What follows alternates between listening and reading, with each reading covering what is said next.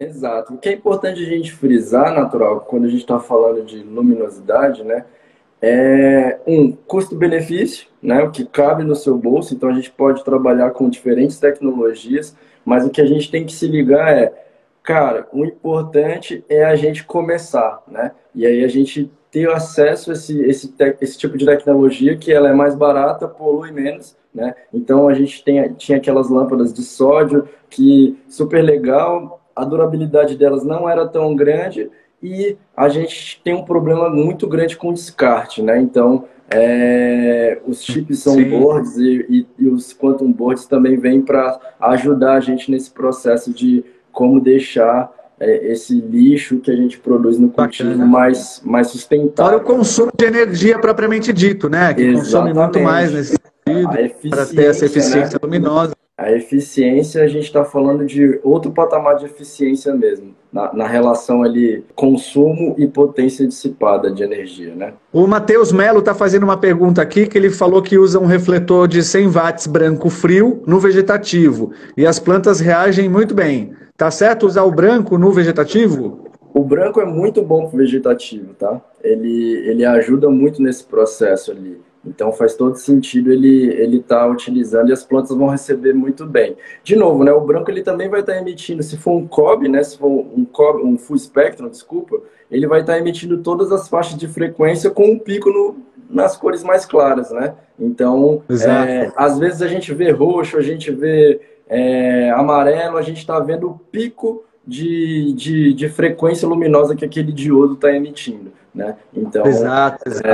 é importante frisar isso. Quando é um full espectro, significa que ele está emitindo muito. Uma coisa interessante de se ligar quando a gente está adquirindo, né, um artefato luminoso para o nosso grow, né, uma quantum board, um chip, né, um painel, é sempre entender qual chip está sendo utilizado e verificar se você consegue ir atrás do datasheet desse chip, né? Ali você vai ter informações nesse datasheet de luminosidade, lumens, né? A faixa de frequência que está sendo emitida, então você vai conseguir ver exatamente o que está sendo emitido e qual pico que vai estar dando, tá? Tem muita gente que gosta Bacana. muito de fazer blend, né? De painéis. Então tem um painel Ah, que emite ultravioleta, eu misturo ali com um painel que emite tudo no mesmo espaço, né? No mesmo um grow, vermelho cabe fazer profundo. essa junção aí. Exato, porque a gente está querendo Isso é uma simular dúvida muito aquela luz. recorrente, cara. O pessoal sempre pergunta se pode fazer a mistura de lâmpadas, né? Misturar ali Quantum com cobre, com lâmpada fria. Então isso é viável também, não é ruim, não. É super viável e importante, né? Lembra que a gente está simulando uma energia luminosa que está vindo do Sol e que tem tudo dentro dela, ela é completa, né? Então, Quanto mais, melhor, né? Nesse quanto sentido. mais melhor, né? Quanto mais possibilidade, né?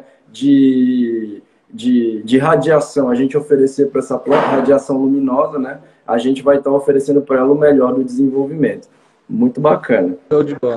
Então, né, para a gente ver em termos de fotoperíodo concretamente, a gente vai fazer uma distinção, então, do fotoperíodo do vegetativo, né, como a gente viu de crescimento da planta ali, para floração propriamente dita. Então, como a gente viu, a gente vai simular as condições ambientais, vai simular, então, o fotoperíodo que aconteceria ali na primavera e no verão, e a gente vai dar, né, claro que na primavera e no verão a gente não tem 16 horas de luz, né, mas isso é para a planta entender que ela está no período dela de crescimento, né? Quanto mais luz ela toma ali por dia, mais ela vai entender que ela está numa fase de crescimento, de evolução da folhagem, dos talos, né? Do enraizamento. O crescimento vegetativo mesmo ali vai acontecer nesse período. Então, a gente pode começar a pensar aí em 16 horas de luz, pelo menos, aí para a planta conseguir entender que está nesse desenvolvimento. E daí, cada cultivador, como a gente falou um pouco ontem, né, vai fazer ali o seu fotoperíodo ali de vegetativo, podendo ser 16 horas de luz, ou então 18 horas de luz e 6 de escuro, né, 20 horas de luz e 4 de escuro, ou podendo chegar mesmo a até deixar ligado ali a luz durante 24 horas para acelerar o crescimento dessa planta, né? Mas como a gente viu ontem também, o escuro passa a ser também um fator importante, então é interessante você deixar pelo menos ali umas 4 horas da planta no escuro. Então, né, a vantagem das lâmpadas nesse sentido... Pode falar. Acho que você acabou de responder a pergunta do Thiago Rodrigo aqui, que ele estava perguntando exatamente isso, né? Se pode deixar a iluminação 24 horas para as automáticas, no caso, né? Então, sim, essa é uma coisa legal, né? Porque a gente não falou disso e tem uma diferença ali, né? Eu até comecei a falar da questão da cannabis ser uma planta domesticada, né? Justamente por isso aí. Então a gente vai ter genéticas, por exemplo, que é o caso das automáticas, as plantas automáticas, né? Que elas, como o próprio nome diz, aí elas são autofluorescentes, né? Elas começam o seu desenvolvimento de floração, geralmente um tempo bem mais curto do que as outras ali, do que as regulares e essas de fotoperíodo, né? E elas não vão depender necessariamente dessa quantidade de luz para mudar a sua dinâmica interna e começar a sua floração. Então, nos casos das automáticas, sim, daí é interessante, né, deixar nesse período mais longo ali para ela produzir o máximo possível, como a gente sabe que as automáticas, então, vão ser plantas de ciclos mais curtos, né, e por isso, então, quanto mais você potencializar esse desenvolvimento, melhor vai ser nesse sentido. Então, as automáticas são a única genética ali que não vai ser, tem essa peculiaridade de não precisar, por exemplo, de fotoperíodo para começar a sua floração. As demais, aí sim a gente tem essa função, né? E daí, mais uma vez, você pode deixar 24 horas no período vegetativo sem problema nenhum, mas é sempre interessante um período de escuro também para a planta produzir ali o seu desenvolvimento hormonal, da seiva interna, né? E ela acaba tendo também um processo de crescimento no período de escuridão. Então, é bem importante, sim.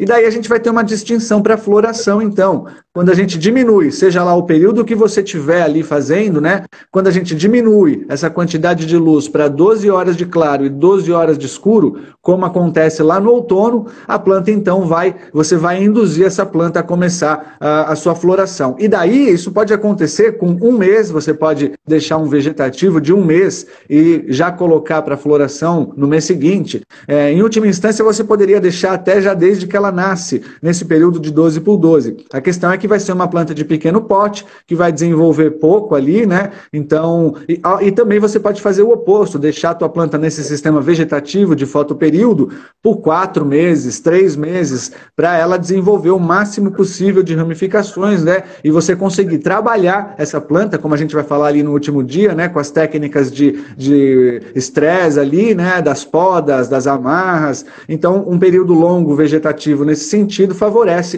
você trabalhar essa planta e desenvolver o máximo possível que ela pode render ali.